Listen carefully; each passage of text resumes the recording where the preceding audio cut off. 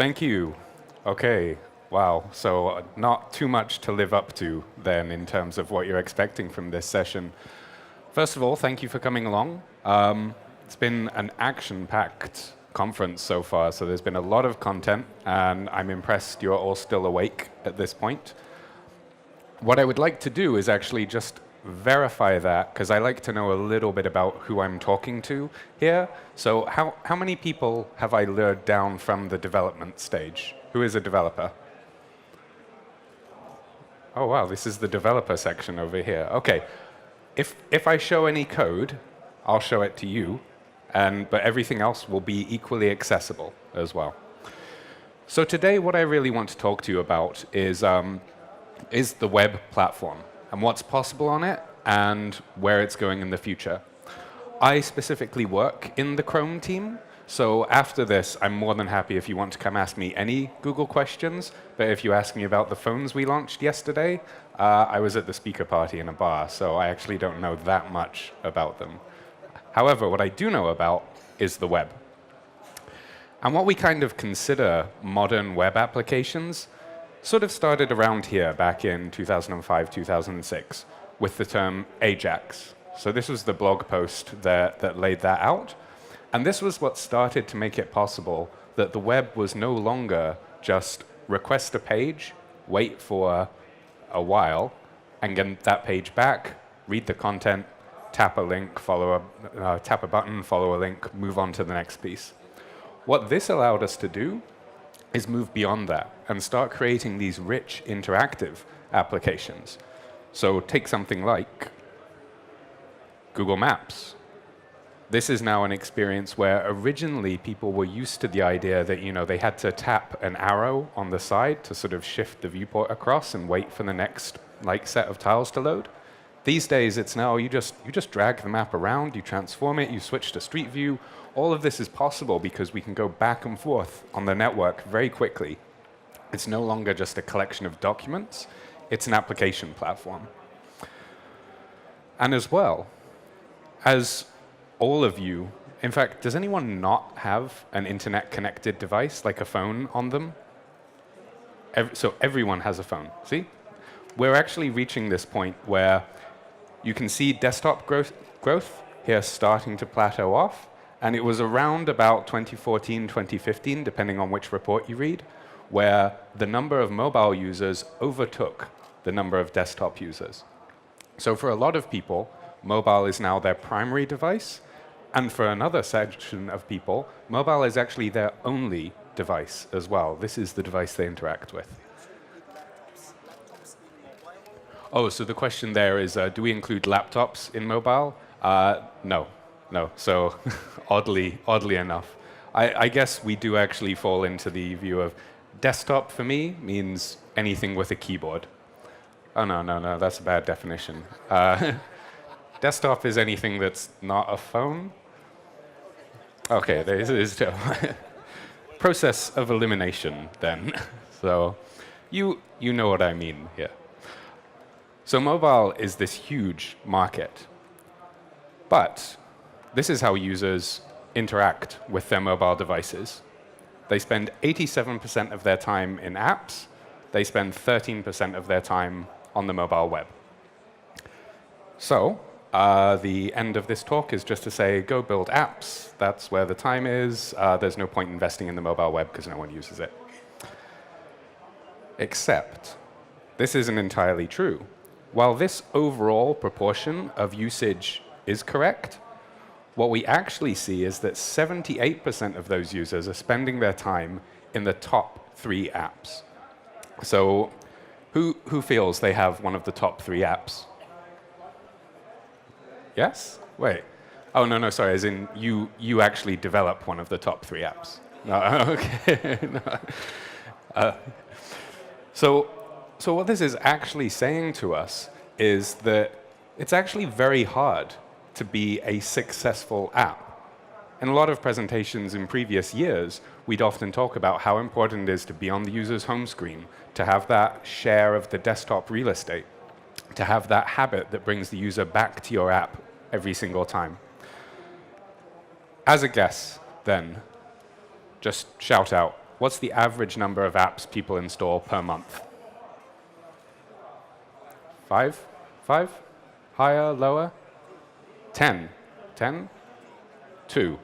Okay. Any other advances? 3? 3? Depends on the. It does depend on the age. Yes, younger people do install a lot more apps, but the average installs per month? 0. None. Your average user does not install any new apps in a month. However, what we did find is that the average user, from our data, does visit over 100 mobile websites. So getting the app installed is this huge hurdle. And even if you do get it installed, you've got to compete for that, 22% of their time that's left after they've spent their time on Facebook. So the mobile web gives you this route in to accessing those users. And this is one way of thinking of those platforms. So often we think of native over here as being very high capability, but lower reach. So it's harder to find those users, it's harder to get them into the app.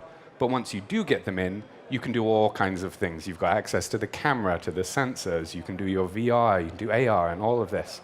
And then over here, we have the web, which has this huge reach. Like literally, all I have to do is give you a URL, and suddenly you're on my service.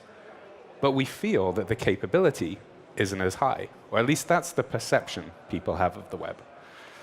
So what I want to sort of do over the course of this talk is move from this idea to saying, actually, we can do this.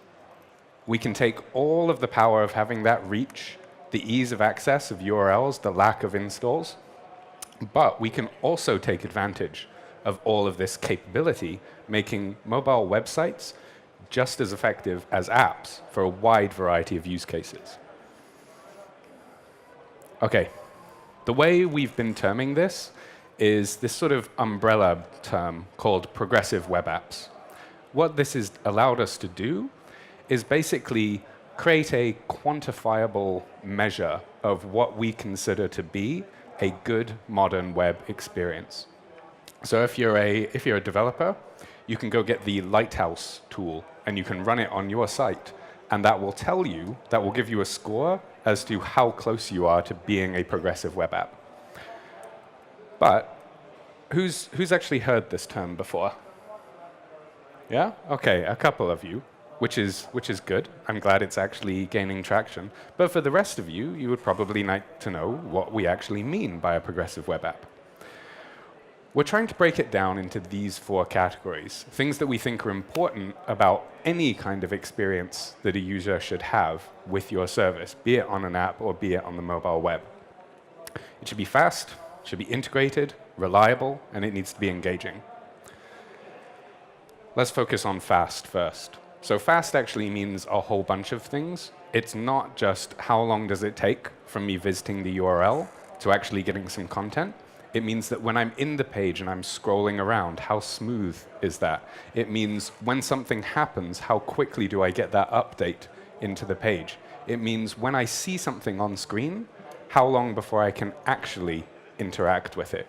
You've probably had the experience on mobile sites of getting the content up, and you try and tap on something, and nothing happens because there's megabytes of JavaScript loading in the background, spinning away. And it has a material effect on your bottom line as well. You've probably already heard the Amazon study about how they lose X hundred of millions of dollars for every 100 milliseconds of delay in the page. This is what it means overall. So this is the bounce rate going along there, the average number of sessions, with the time that it takes for the page to load.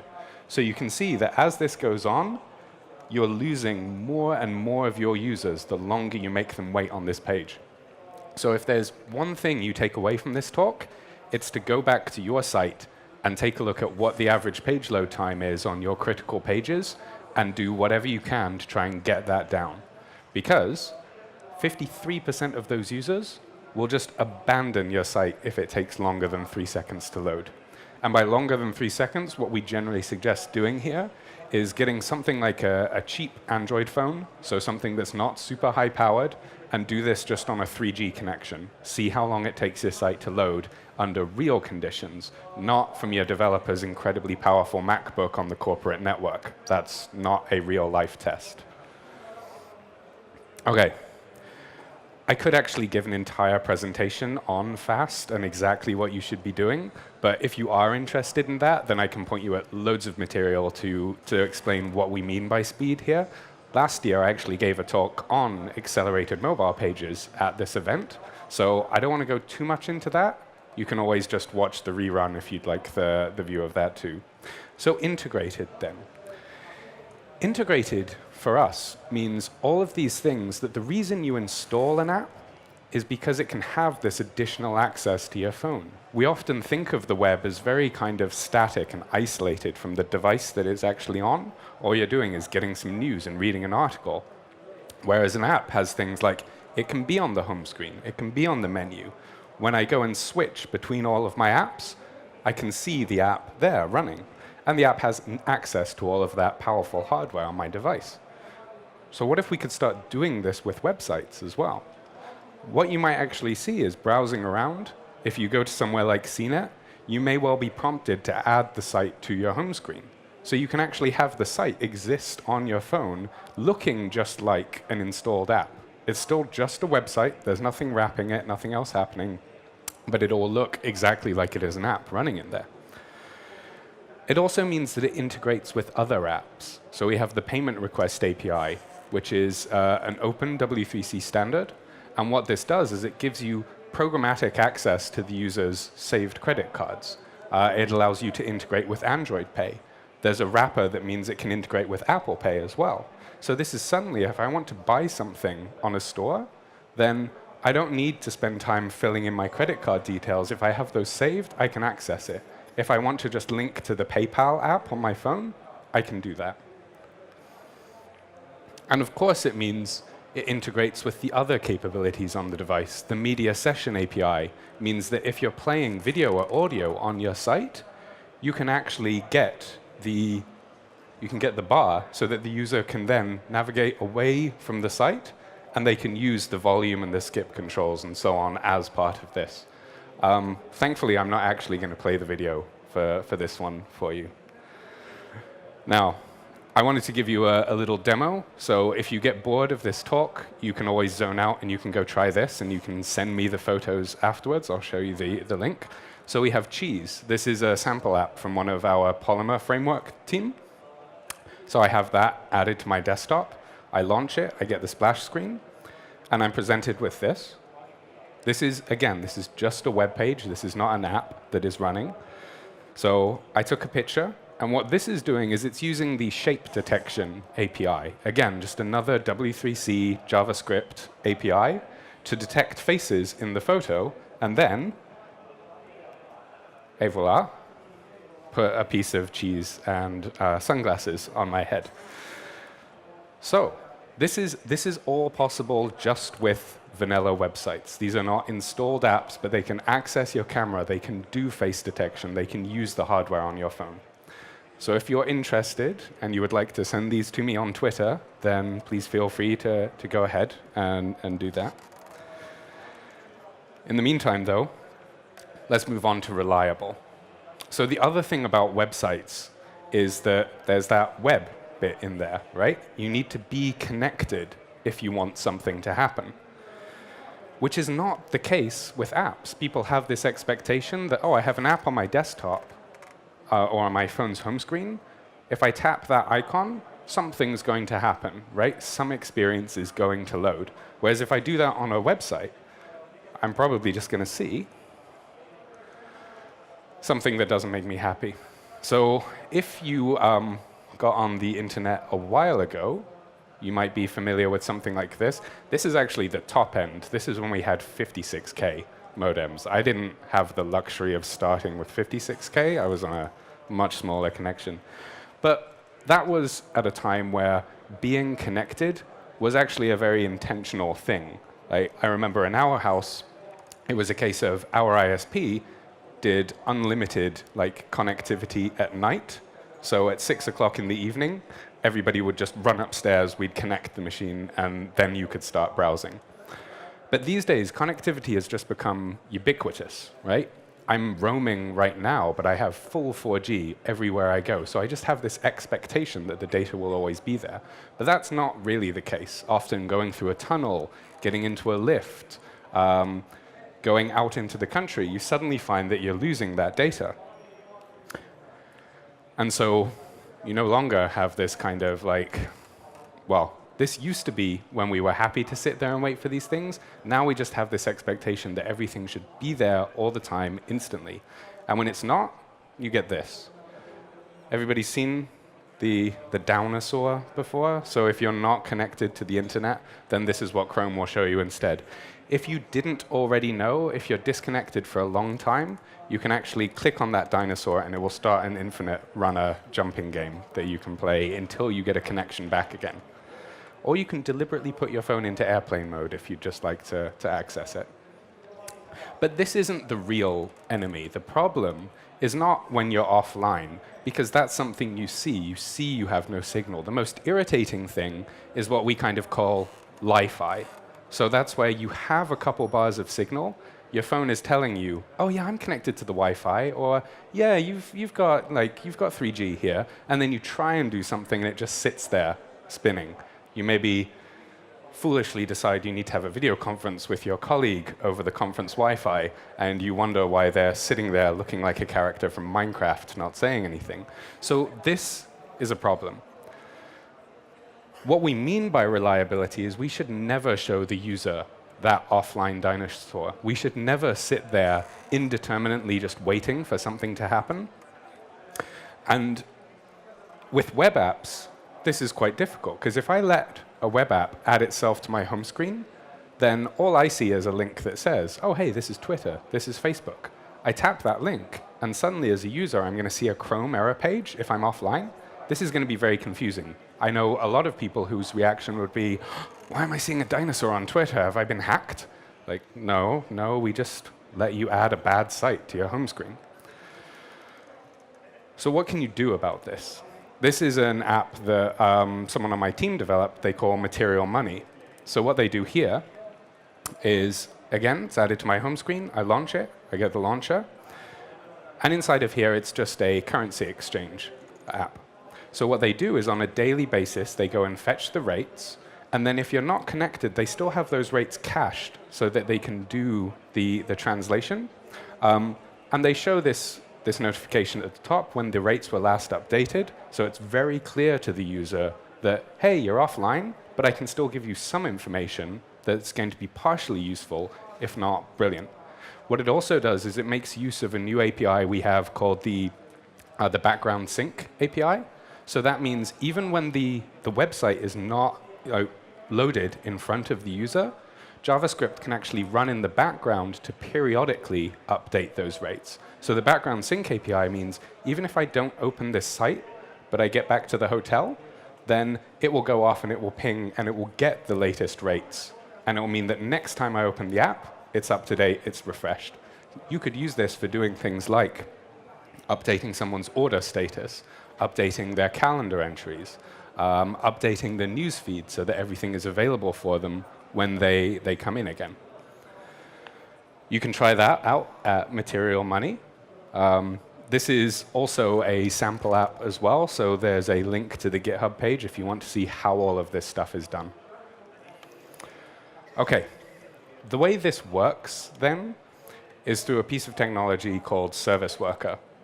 So what a service worker is it basically allows the website to install a bit of JavaScript into the browser that can continue running when the user isn't actually using the site. This means that we can start to do all kinds of interesting things with a normal website, such as, instead of just communicating directly with the web server, which gives us this problem that when we lose our connection, we've got nothing. Now we've got no more website. We're lucky if we manage to keep the conference schedule open on our phone, and we keep hoping that the tab doesn't spontaneously try and reload and lose all of our information. But what we can do with Service Worker is we can put something in the middle that allows us to run a cache That means we can start to do this intelligent behavior. Our site can now continue to function when the user's offline. We can ensure that if they were browsing around looking at products, then we can keep that history of the products they were looking at. So even if you go into a tunnel, you can still go back to your search, go look at some other things, carry on, and we can give you that deliberate signal of saying, hey, you're offline, but we saved some stuff for you. You can go and look at it. OK, engaging then. We can now do push notifications on the web. Push notifications are one of my favorite gateway drugs into building a progressive web app, because a lot of people understand how they work. They're very simple to implement, and you can generally do it alongside your existing site without having to change too much in there, and you get an immediate return on investment. So Air Berlin actually did this. They do a mobile website, well, for as long as they're still around. They did a mobile website where you can check in online on the site, and they will send you a notification when it's time to check in, if your flight is delayed, when it's time to board, and so on. And again, this is all happening straight through the site, not through an installed app. This works with Service Worker again, because obviously to receive a notification, you're not going to have the site up all of the time. If you had the site up, there's probably no point in us sending you a notification. You can just see the stuff on the page.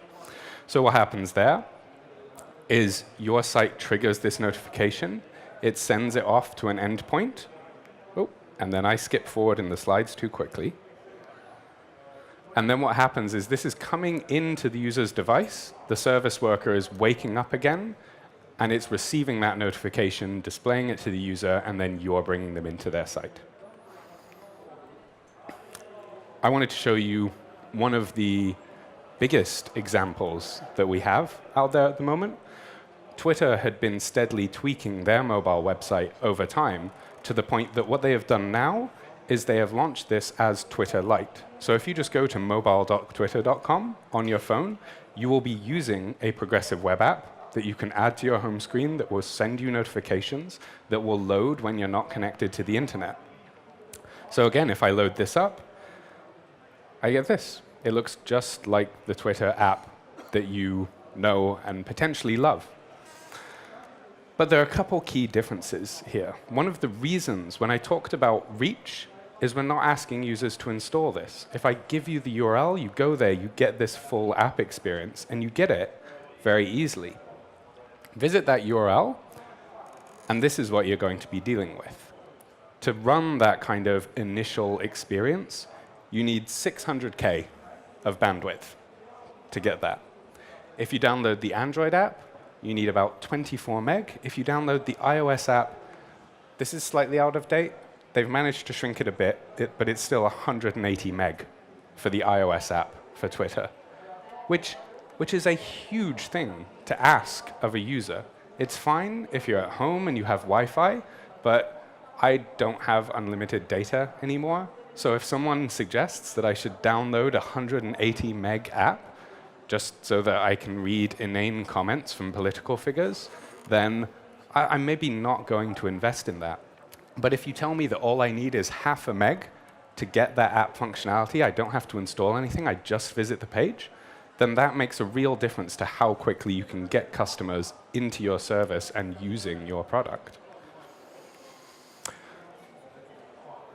That's the pitch. Hopefully you're excited by this idea, and you feel that these are things you could maybe go back and investigate in your site and do something with it.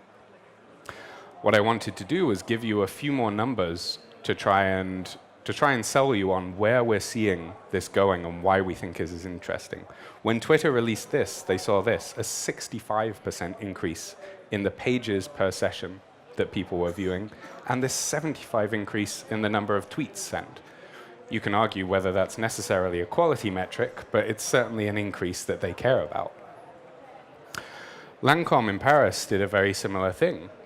They actually focused on creating a progressive web app, which they did in tandem with an agency here. So this is actually wrapping around their existing site to use Service Worker not just to provide this offline functionality, but to use the cache to really increase performance as well.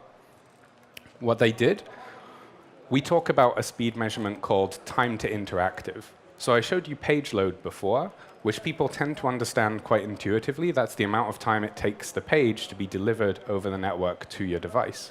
But in modern websites that are often quite JavaScript heavy, what can happen is the page is delivered to your device, but then the JavaScript starts booting up. So you have this page that's beautiful to look at, but the moment you try and scroll or press anything, your phone just starts stuttering. It doesn't scroll nicely. It maybe jumps around. So time to interactive is the measurement of how long does it take before you actually have a usable page in front of you. Not just how long till you can see it, but how long before I can do something useful with that content. By doing this 84 decrease in time to interactive and adding push notifications, they saw 8% conversion on those push notifications. If you work in e-commerce, this is a ridiculously high figure. 8% is crazy for people coming through and converting on that. They also, so one thing I should say is when I talk to you about Service Worker and how amazing it is not at the moment supported on mobile Safari, which means that your iOS users will not be getting all of these benefits of the kind of push notifications, offline support, and so on. But when I talked about performance being this incredibly important detail, what they did find is even though they did this behavior, and unsurprisingly, often for fashion brands and so on, their user base does tend to skew a little more towards iOS than Android. I'm probably not one to talk when it comes to fashion sense there.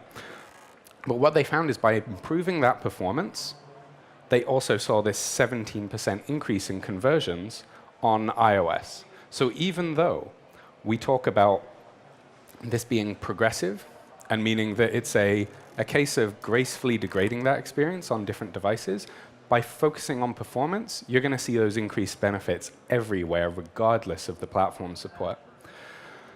Another app that you may recognize that is trying this as well, this is the Uber website.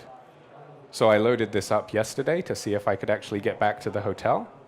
Again, I get the splash screen. And this is just their standard mobile web experience, loading up in the browser, showing me everything that you would expect from the app. Integrated with maps, it's got my position, and then I can ask for a car to take me back to the hotel. We actually ended up in a bar instead, but the demo worked nicely. So you can see that at m.uber.com. If you have an Uber account, you can sign in, you can just start playing with the web experience. So this is really the message that I want to get across to you. There's all of this exciting stuff out there, these new APIs for face detection, for manipulating media, for doing augmented reality, for doing accelerated 3D graphics. It doesn't work everywhere on all devices, on all phones, but it does mean that you can deliver one experience that will progressively improve as users move on to different devices, as browser capabilities catch up. So, how might you go about doing this? The first thing is to ensure that you have a secure site. So all of these technologies I've talked about are gated behind an HTTPS connection. So if your site is not already HTTPS by default, that's the first step that you need to take. Move it on to HTTPS.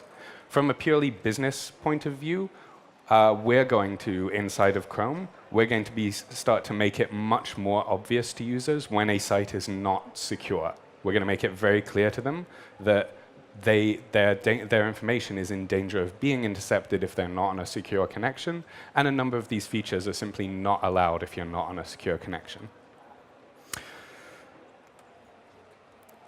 This is really key to ensuring that you keep their identity safe, that they can believe that they have this confidential connection with you, and maintains the integrity of the site. Because by giving websites this much more powerful set of features, we also obviously open up scope for users having to trust websites a lot more. So we want to ensure that when users are using these new functionalities, that they're actually doing it in a safe and secure way. 3 ways you can go about doing this then. You can either start from the ground up, so rebuild everything. This is not always approach for a lot of people. In the the developer track. I heard a lot of talk about legacy code, about the weight of having a business process behind things, making it very hard to simply say, oh, I know, let's throw everything away and just start again. You can opt to do a very simple version, so just pick one piece of business functionality and do that as an app. Or you can look for a single feature. So just find one thing that you do really well on the site and enable that through a progressive web app.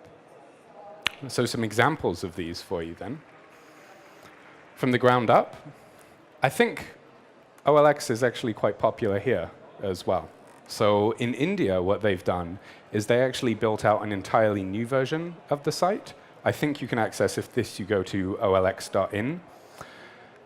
And what they found there was by building out this progressive web app from the ground up, so really focusing on an incredibly fast loading experience, a robust experience in poor connectivity, they managed to get this 23% decrease in the time to interactive.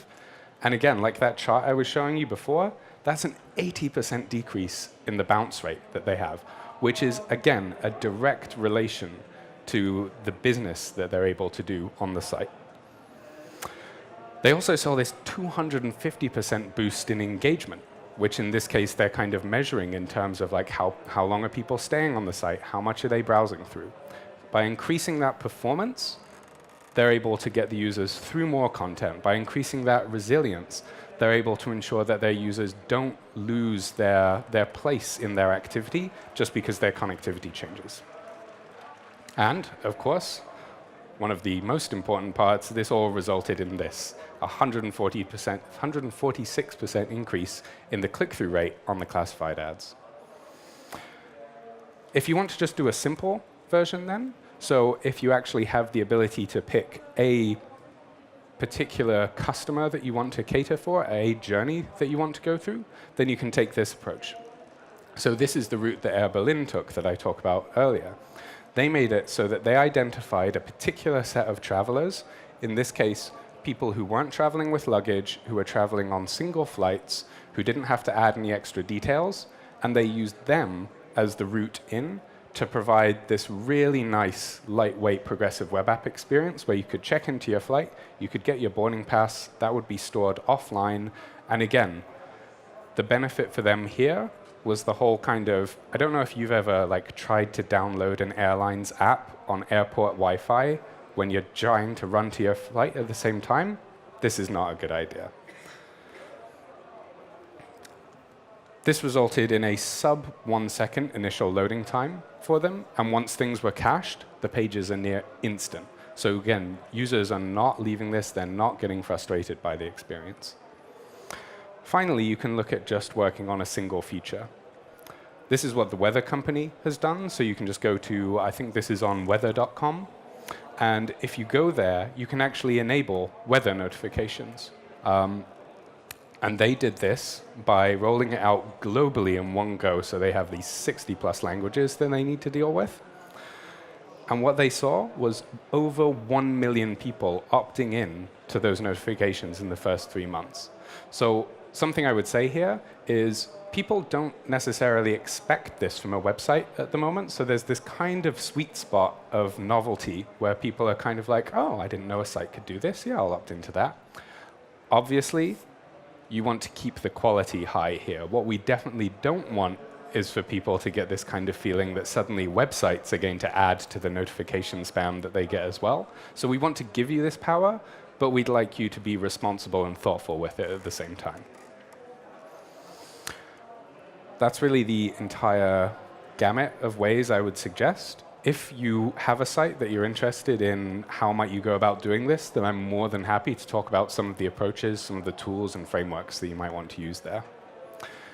And I just wanted to give you an idea of how this is sort of steadily sneaking out into the world, the different brands that we're seeing do this. Trivago is a good example. If you go and look at their site now, that is an entire progressive web app. What they have done is they've made use of the network, the connection information API. So when they detect that you're offline and they can't show you new results, instead of the offline dyno, they actually have like a tilting maze game that you can play. So if you go to Trivago and fiddle around with airplane mode, you can always play that as well. Jumia, again, a very similar story, based in Africa, so for them, being resilient inside of these poor connectivity environments is incredibly important for them. This is actually from a couple years back. So again, this is starting to explode. The Guardian is a good example of doing very innovative things with push notifications.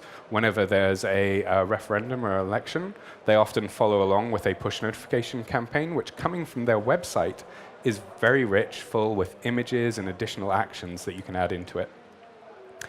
And it's just continuing to explode as well. So really, we talk about progressive web apps as this term, but what we mean is that progressive web apps are just the future. This is what all sites should be. They should all be capable of delivering this app-like incredible user experience to you.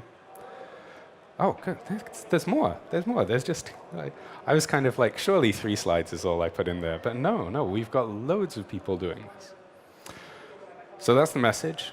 Fast, integrated, reliable, engaging. Focus on these pillars. Look at the APIs that are out there.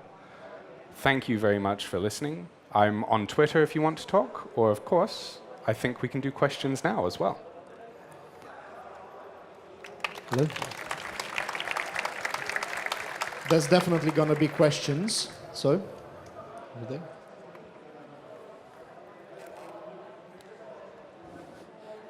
Hello, I have 2 questions. First is related to the service worker, and you mentioned that it actually installs a bit of code on your phone. Is there any privacy issue or worries from the consumer that that code might be intruding? And the second question is, how do you index in SEO this performance web application? Yeah, so for the service worker, we are very conscious that users see websites as kind of safe, sandboxed. They don't expect it to be able to steal particular details. So we've been very careful with the service worker specification and with the implementation that we're ensuring we're not leaking additional details there. One of the concerns that people might have had is, hey, if I give this site location permission and it has a service worker, can it now track me in the background? But that's not the case. The service worker is actually controlled by the browser and is only woken up periodically to do these things and is actually quite limited in the scope of things that it can access. The second question on SEO then, what we do with these kind of apps is we've made it a lot clearer now, at least on the Google search side. We've published the spec for what our crawler looks like and what it's capable of doing. We generally encourage, this is why I said about the progressive message, is you want to ensure that your site is accessible everywhere. So if you do something that is like entirely like very JavaScript heavy and is not delivering any of the important metadata, then crawlers are not going to be able to index that. But the vast majority, all of these sites that I showed you are totally indexable. And again, inside of Search Console, you get all the reports showing you whether there are errors, what the page looks like to the crawler, and so on. Okay. You've mentioned in some of the case studies incredible engagement rate, OLX, for example. What are the drivers for such an increase in engagement? I mean, what are the features? And yeah, so one of the issues is, and actually this is one of the reasons we introduced AMP into the ecosystem, is because mobile websites on the whole are just really terrible. Like, they're just very badly implemented, they're very slow, and people have not necessarily been investing them as much. Something we see at the moment is that for e-commerce, the conversion rate on desktop averages around about 4.5. On mobile, it still averages around like 1.5. Like, people just do not convert on mobile devices, and a lot of my feeling for that is because we just generally make really terrible mobile sites. So a lot of these boosts come from taking this approach of actually really focusing on performance, really focusing on resilience, making that interactivity key, and just getting that boost in quality is then matched by the boost in these metrics as well.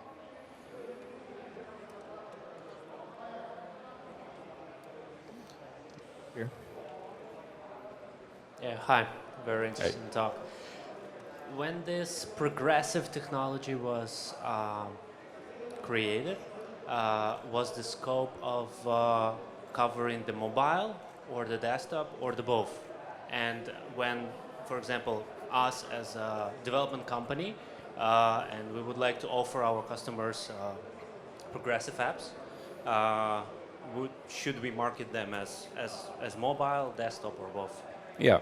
So something I would say, the term progressive web app, I like to think of it as like a brand name rather than a technical definition. So all of those examples that I showed you, Chrome on desktop supports the payment request API, it supports location, it supports camera access. So all of these things work across all platforms. But what we're finding is that people often already understand that their desktop web is important because that's often the main route that people are interacting with them. But like I was saying before, they haven't really appreciated the importance of mobile or really bought into the whole, like, there are now more users here than on desktop. So this works everywhere. But I feel like the ecosystem really needs to understand the shift has gone to mobile first now, and that's probably where you want to put the majority of your effort, rather than the traditional approach, which is build a desktop website and then sort of squeeze it right down so it kind of displays on a phone. That's just not going to work.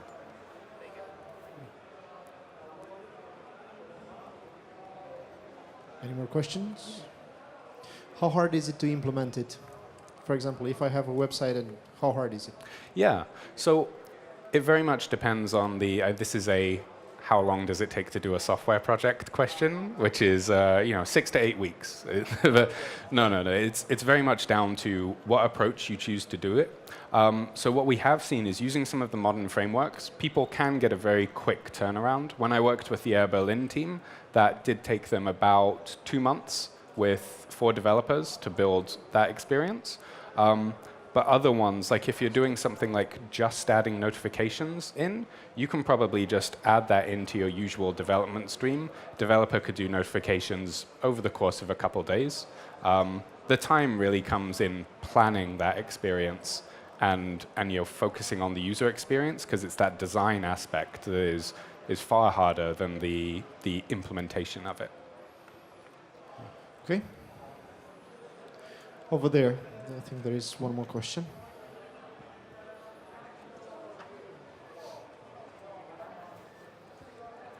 Hi. Do you see a future in where, like, most apps in your phone will be replaced by progressive apps? The reason I'm asking is because there was a project called Boot2Gecko, and then afterwards it was called Firefox OS, which died last year, which was actually built entirely upon this technology of progressive web apps. Yep. And I've basically never heard of any Google involvement in the open source project. Yeah. So something people often ask me is kind of like, oh, what's Google's plan for X? And normally the answer is, well, we have sort of like 5 efforts doing roughly similar things, which is what we have in this case as well. So there's a lot of very interesting stuff happening on the Android side. You may have experienced an Android Instant app at some point, which is where you land on a URL, and we actually deliver a portion of the Android app to you so that you immediately go into the app experience.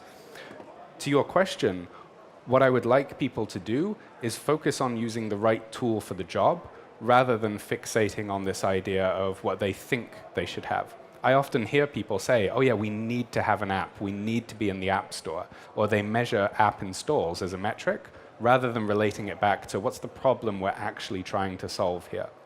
So a lot of people had this idea that for certain capabilities or for certain functionality, that meant having an app. We've progressed past that now, so the web is actually a far more capable platform than most people expect, but I don't see apps going away. What I hope will happen is that users need to become less aware of the difference between them.